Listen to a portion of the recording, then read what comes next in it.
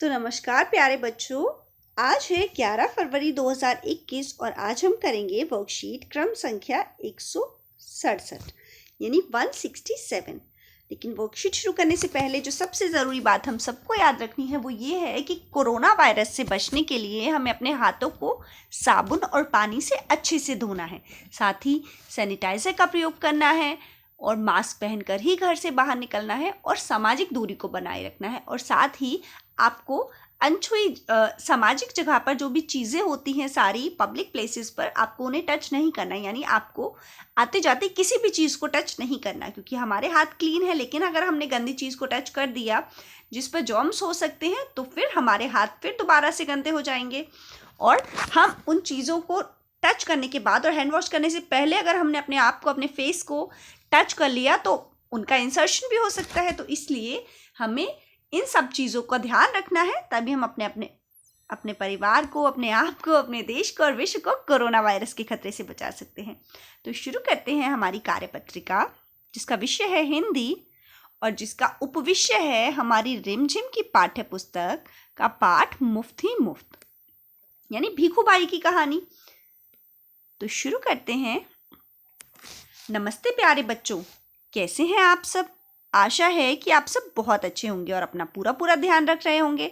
तो पिछली कार्यपत्रिकाओं में हमने अपने पाठ मुफ्त ही मुफ्त के माध्यम से जाना कि भीखूबाई को मुफ्त की चीज़ पाने के लिए क्या क्या करना पड़ा।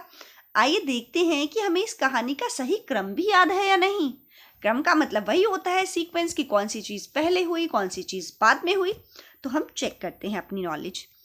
नीचे लिखे वाक्यों को बोलकर पढ़िए और पाठ में हुई इन घटनाओं का सही क्रमांक बताइए। सही क्रमांक का मतलब है कि कौन सी चीज़ पहले हुई तो उस पर हम नंबर 1 डालेंगे। ऐसे ही आपको इन सब पंक्तियों के आगे उनका नंबर लिखना है।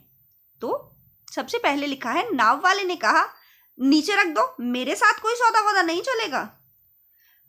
नेक्स्ट लिखा है, बंदर पर चले जाओ, हो सकता है वहां तुम्हें 50 रुपए में मिल जाए। उसके बाद लिखा है, लाबू बहन अपने कंधे उचकाकर बोली, खाना है तो जाना है। उसके बाद लिखा है, काका काका अब ऊंट वाले की बारी थी, मैं आपको 200 रुपए दूंगा लेकिन नारियल को छोड़ना नहीं।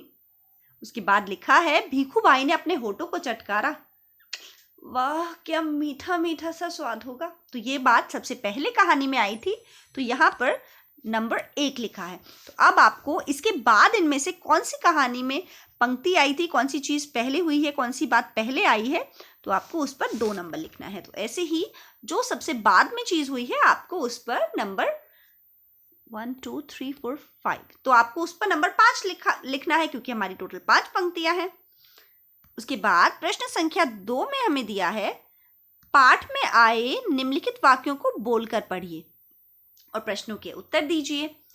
तो सबसे पहले हमें यहाँ पर लिखा हुआ दिखाया गया है कि भीखूभाई सोच रहे हैं 50 पैसे। भीखूभाई मानो हैरानी से हक्के बक्के हो गए, इतनी दूर से पैदल आया हूं, इतना थक गया हूं और तुम कहते हो 50 पैसे। अब भीखूभाई ने ये बात किससे कही आपको बताना है।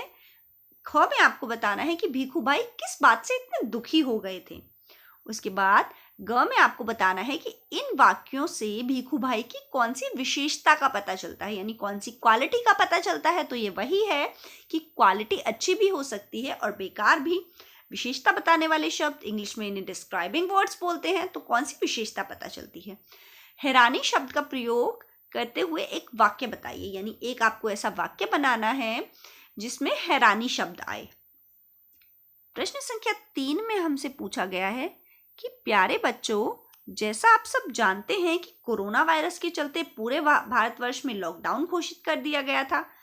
जब हम लॉकडाउन के बारे में सोचते हैं तो दिमाग में कुछ शब्द और कुछ वाक्यांश आते हैं, जैसे मास्क, बंद, सामाजिक दूरी, सैनिटाइजर, बार बार हाथ धोना, बुखार आदि।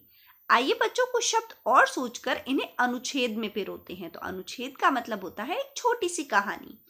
तो हमें अपनी डायरी, जैसे ओमानास जर्नी हमने जब स्टोरी पढ़ी थी ईवीएस में, तो उसमें ओमाना ने अपनी पूरी कहानी लिखी थी, जो जो उसके साथ हुआ, तो उसने उसके लिए डायरी लिखी थी। तो अब हमें भी एक अनुच्छेद लिखना है, यानी अपने कोरोना वाले टाइम के लॉकडाउन वाले एक्सपीरियंस को हमें डायरी में लिखना है।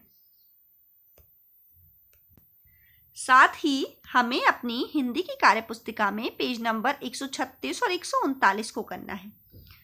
अभिभावकों के लिए सुझाव है कि वो बच्चों से विचार विमर्श करें कि प्रकृति ने हमें बहुत सी अनमोल चीज़ें दी हैं। प्रकृति यानी नेचुरल एनवायरनमेंट ने, नेचर ने हमें बहुत सारी चीज़ें दी हैं, जैसे हवा, नदी का पानी आदि। अब हमें इन चीज़ों को संभाल कर रखना है, इनको नुकसान नहीं पहुंचाना, और हमें इनका प्रयोग ऐसे करना है कि जैसे हम इन्हें भी प्रयोग कर सकें, इन्हें हम भी प्रयोग कर सकें, और साथ में आने वाली पीढ़ियों के लिए भी हम इन्हें बचा सकें।